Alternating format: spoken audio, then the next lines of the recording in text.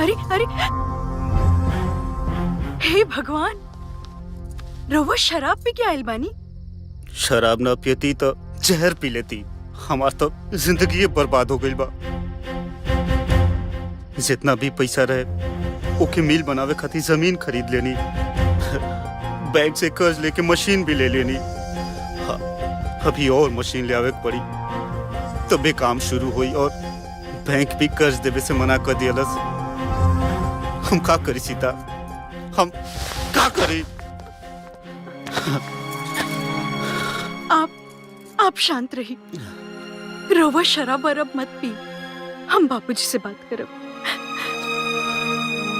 हम बापूजी से बात करब।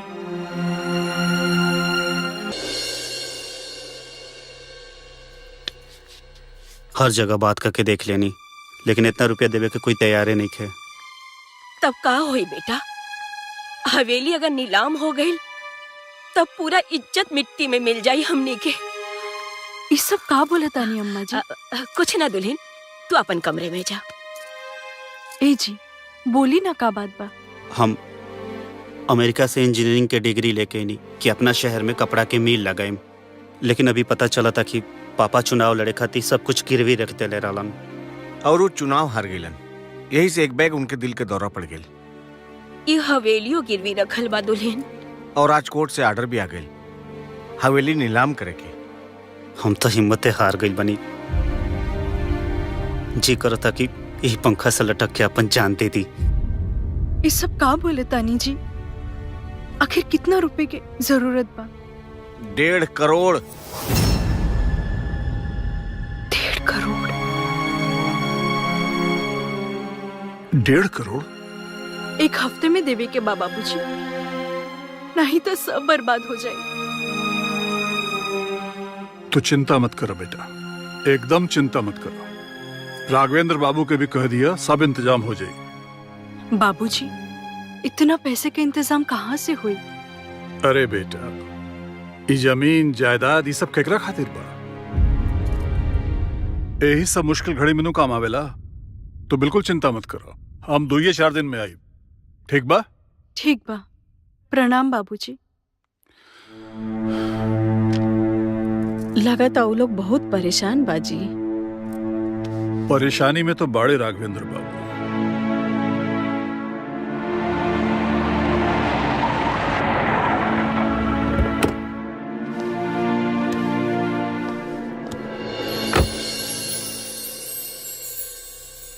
आप हमने की इज्जत बचा लेने भाई साहब। ऐसा मत कही मनोरमा जी, राउर इज्जत हमार इज्जत कोनो अलग लगबा। अरे बस बस, राउर एहसान हम कैसे उतार पाएं पापा जी? में एहसान के का बात बा? एक तो ही लोग के बा बेटा। अब तक खुश बड़े।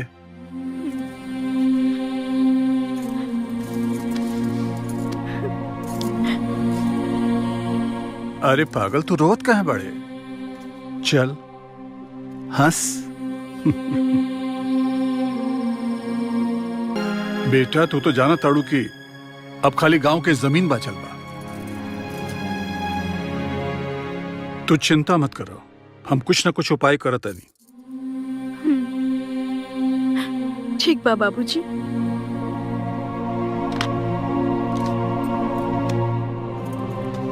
राघवेंद्र बाबू जोने कपड़ा के नया मिल लगा रहल बड़े, ओकरा शुरू करे खातिर उनका और ही रुपया चाहिए। कितना? 2 करोड़। बाप रे, इतना पैसा कहाँ से आई? जमीन बेचे पड़ी, कुछ गिरवी रखे पड़ी, और का। ए जी, गीता के भी बिहा करे के बा। ऊ जब करे के होई तब करे के होई, पहले तो समस्या के हल कईल जरूरी बा।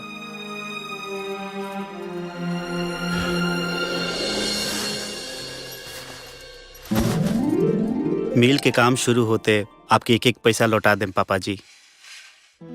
तू पूरा ताकत से अपन काम शुरू कर राघवेंद्र बेटा। जी। खूब तरक्की करा। हम समझतानी बाबूजी, आपके पैसा के इंतजाम करे में बहुत मुश्किल आयल हुई। बाकी वादा के लिए बाड़न था। अरे बेटा, कोनो मुश्किल ना। माँ बाप खातिर औलाद की खुशी से बढ़कर कोनो खजाना होखे लगा। जी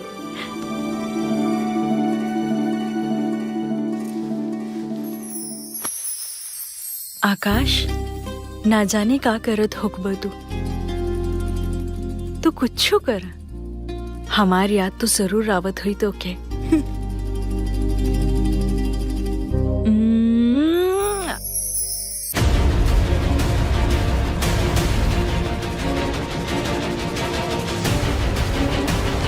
ना, ये हमसे ना हुई। अरे दिमाग से काम ला दुल्हन, सब बढ़िया हो रहल बा, मिल भी चालू हो चुकल बा। अरे कच्चा माल खरीदे के और तनख्वाह देवे के 1 करोड़ रुपया की जरूरत बा, समझा? हम बाबूजी से और पैसा नहीं के मांग सकत। तू समझत नहीं खुशीता, सिर्फ एक बार अगर माल बाजार में आ गई ना तो पैसा के बरसात हुई, पैसा बरसी, फिर उनकर हमनी के सारा कर्ज दे देबे के। तू सिर्फ आखिरी बार उनसे बोल के देखा। हम बोले तो अपना आपकी बेच के भी पैसा ले आई है, बाकी अब हम उनकरा से नहीं की कह सकत, नहीं की कह सकत।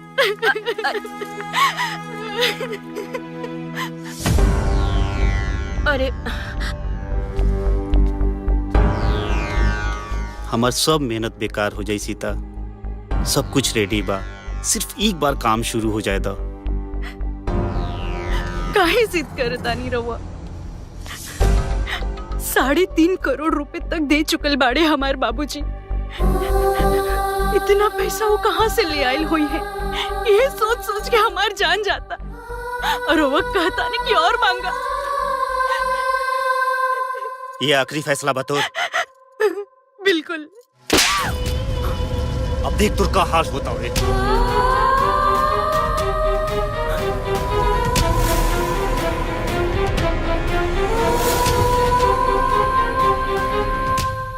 वो तो ठीक बा, लेकिन हम ई कहता नहीं कि अगर हम ये सिंगार पटार अब हटावा दुल्हन, राज करे के दिन गए। आई नौकर चाकर रखे के हैसियत हमनी के ना बा, सिर्फ हरिया रही, वो भी बाहर के काम करे खातिर, बाकी कुल घरे के काम अब तू करबो। अब वो कहता नहीं तो से कि अपने बाप के फोन कर दे। हम काम कर रहे हैं। चले काम पे लग जो।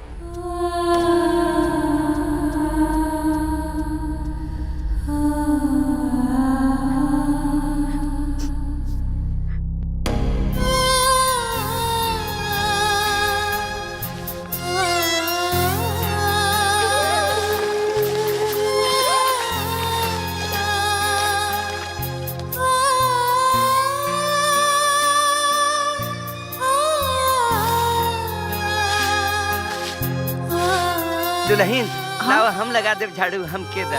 नहीं काका, हम कर ले। नहीं हम के दा। काका हम कर ले। नहीं काका। अरे दुल्हन हम लगा दे। काका छोड़ दी ना। अरिया निकल।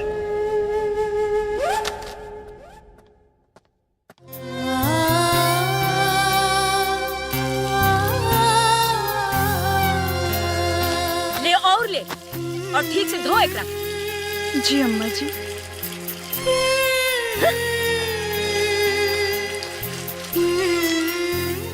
अरे कलमुही, अरे खाना कब देबी रे?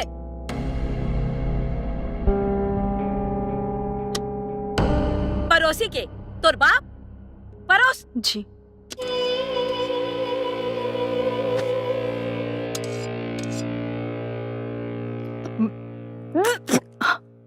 अम्मा जी। अरे नमक डललू के जहर मारे के विचार हो? अब्बा बतावत है तुमके।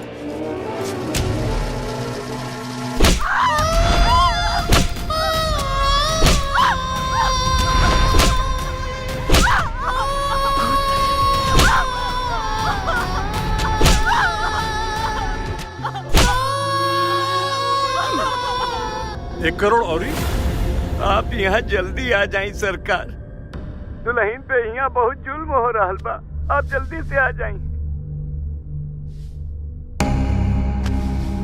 वो लोग फिर पैसा मांगा ताड़े।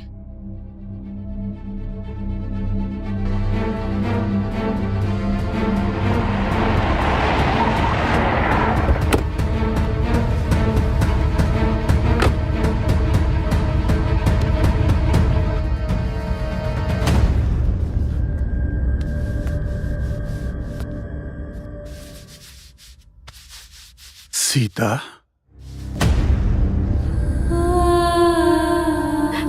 अरे बाबूजी, अरे का हाल हो गिल बता के मरलस तारा? ओ बाबूजी, हम गिर गए रहनी। अरे अरे हम ऐसे ही अपन बेटी के विदाई कैले रहनी। हाँ, अरे का हाल बना दिल बड़ा फूल जैसा हमार बेटी के। इतना भड़की मत बाबू साहब, हमने की हैसियत नहीं के घर में नौकर रखे गए, तो घर के काम दूसर के करी। ये घाव घर में काम कैला से लागल बा?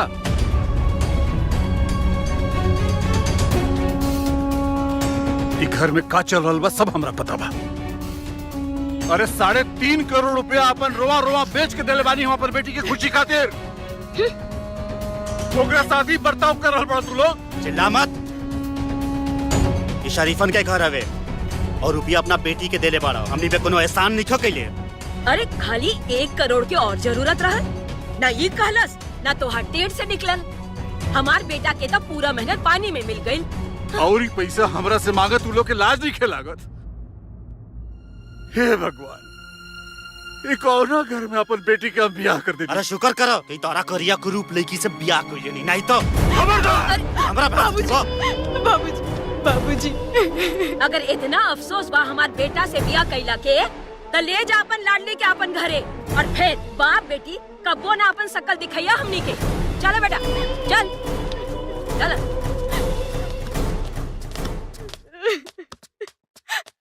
चल बेटी, अब ऐजा तोरा 1 और मिनट हम रहे ना दे। चल अपना घरे। आप ये का कहता नहीं बाबूजी, अब ये हमार घर बा, ये हमार स्वर्ग, ये हमार नर्क। आप ही तो सिखौले बानी ना बाबूजी। लेकिन ये लोग के इरादा ठीक नहीं लागत बेटी। तुम्हारी कष्ट हमरा से देखल नहीं जा। अभियो कहता नहीं चल ऐसे। ना बाबूजी ना, हम अपन प्यार से, सेवा से सबके दिल जीत ले। कोशिश तो करे दी बाबूजी, कुछ दिन में सब ठीक हो जाए। आपके हमार क्रिया।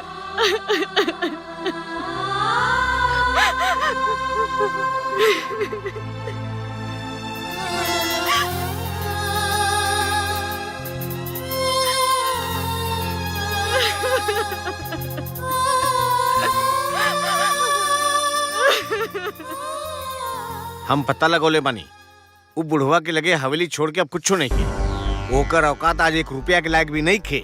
अरे हम तो सोचत रहनी कि बुढ़वा ले जाई अपन लाडो के, लेकिन ई हरामखोर एजा रुक गई हमार छाती पे मूंग डरे खातिर।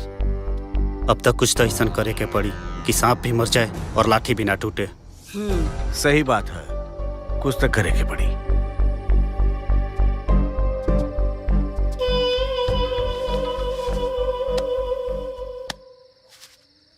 उठा सीता, चला तू अपना बिस्तर पे चला। नहीं, हमेशा ठीक बानी। बहुत हो गई सीता, तोहरा के सता के हमरा दिल पे का बीता था अब हम ही जाना था नहीं। हो सके तो हमरा के माफ कर दो। उठा, चला बैठा।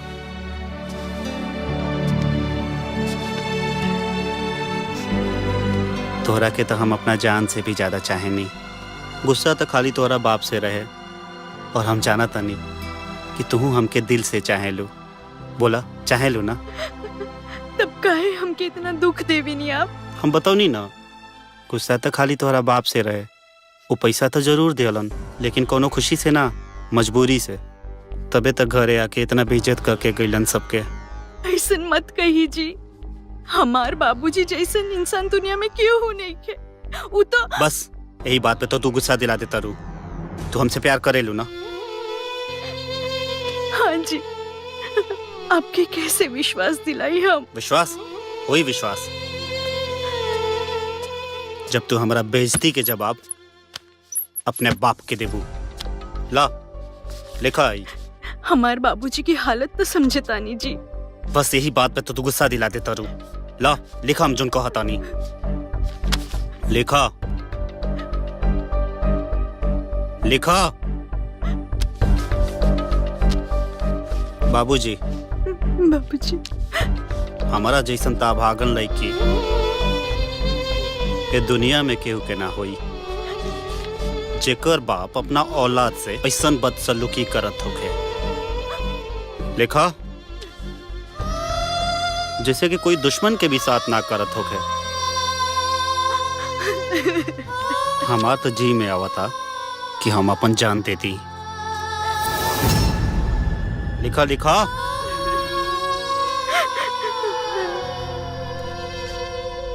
अरे हम तो ये कहत रही कि कोनो ना कोनो उपाय तो करे के पड़ी ना। ली पता नहीं कब का हो जाए, कैसे हो जाए। बैठा बैठा ना।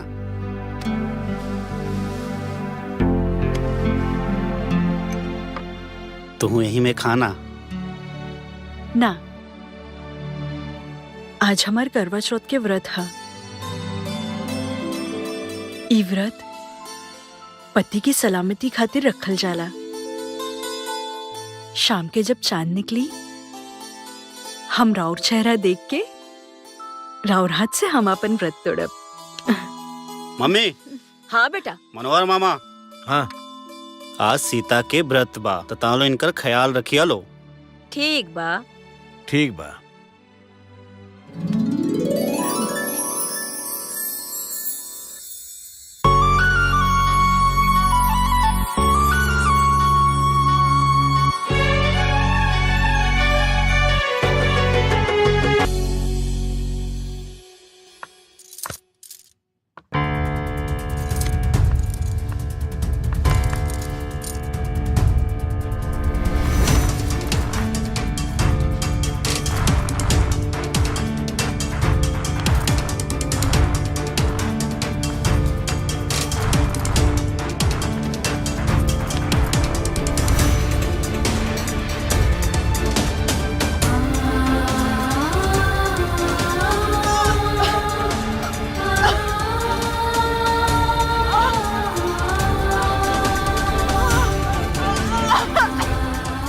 अरे दादा रे दादा, दुल्हन तोहरा के जौहर दिहल गइल बा। जौहर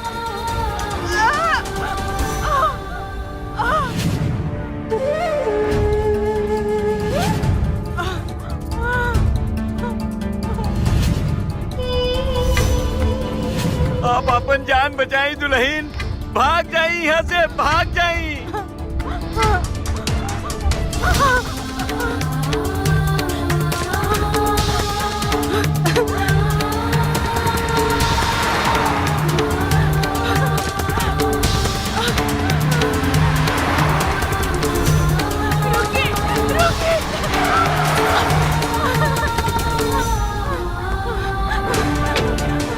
दुल्हन का भाई? हमके जहर दिया गइल बा। अच्छा अच्छा, तू परेशान मत हो, कुछ ना होगी। हम तोरा के हॉस्पिटल लेके जाए। अब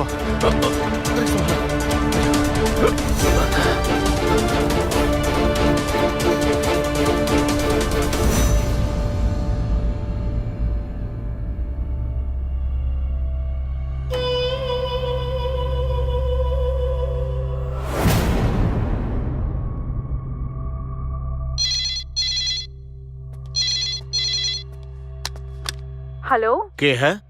जरा दीदी से बात करवा दी। हम गीता बोलतानी। गीता? तोहार दीदी ते करवा चौथ का व्रत रखले बाड़ी। हेलो गीता, गीता हमके बचा ले गीता। हेलो, हमके मार डाली गीता।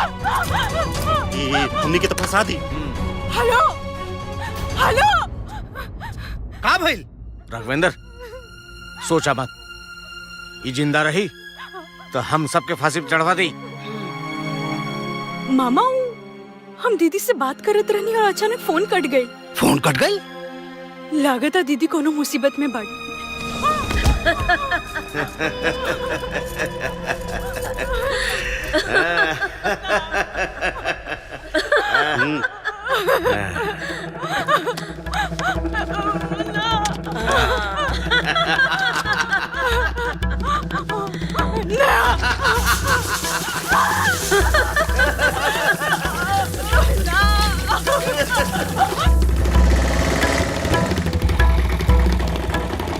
लो बाबू।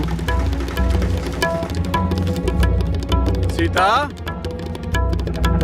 सीता, सीता बेटा, अरे देखो ये रुपया हम लेके आइल बानी बेटा।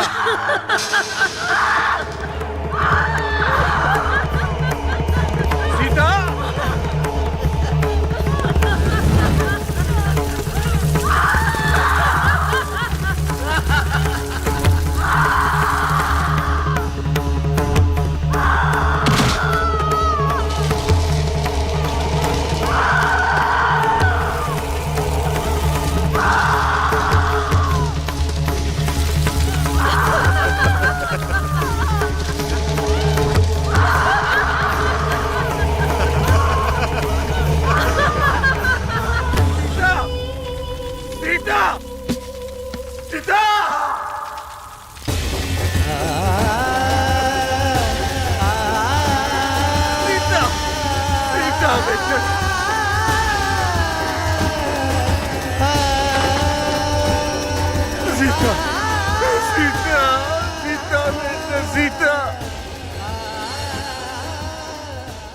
हमरा ई ना मालूम रहे कि हमरा घर में राक्षस पड़न सन। दुल्हन तू अपन पूरा बयान लिखवावा, एक एक जना के फांसी दिलवाई हम। लिखा डॉक्टर। जब जहर काम ना कैल तो वो लगाम के मट्टी के तेल डाल के जरा दे ले। हमार सास, पति और मामा हमके मट्टी का तेल डाल के आग लगा दे। हमके बचा ली चाचा, हमके बचा ली। बस बस इतना बहुत बाटे। वो तीनों के फांसी चढ़ावे खातिर तू बस एजा साइन करता।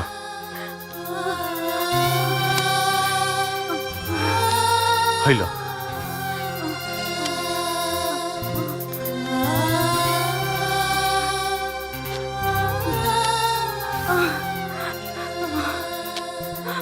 लो डॉक्टर।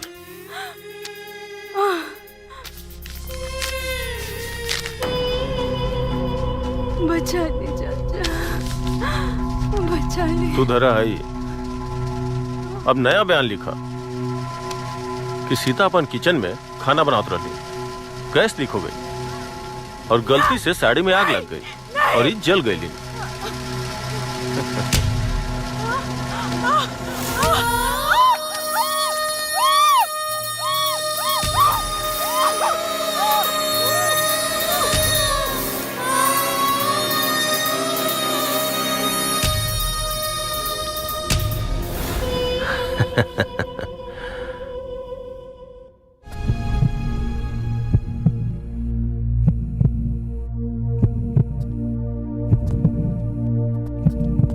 डॉक्टर साहब कैसन बिया हमार बेटी?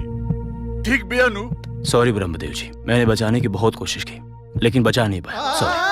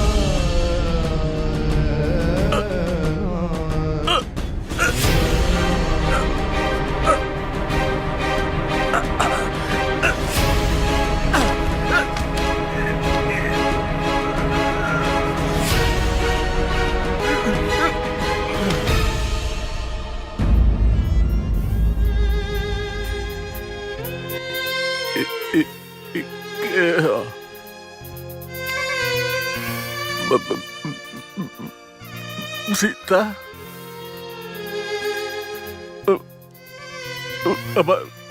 बच्ची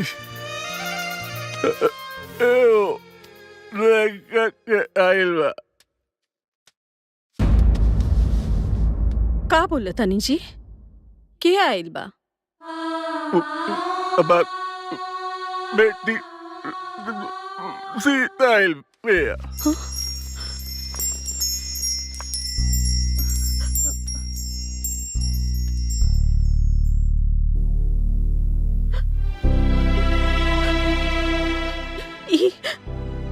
सीता ना बिया जी,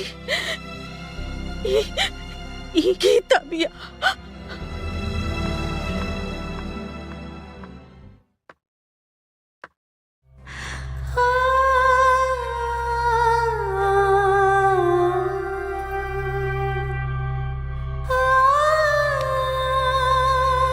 बाबूजी,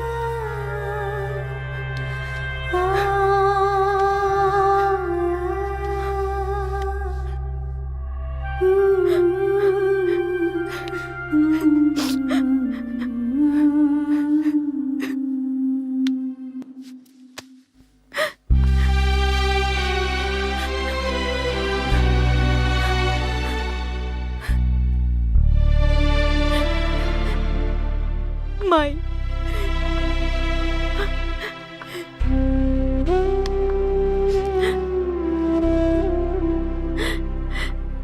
केहू के घर चले, केहू आग तापे, ई ना हो सकेला। जिंदा जलावल गई बाड़ी उमाई।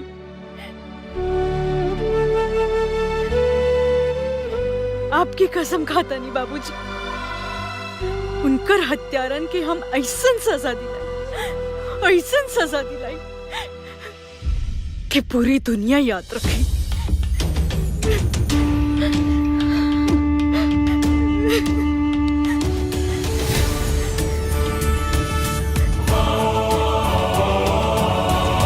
राघवेंद्र, हम आ रहल बानी। हत्यारा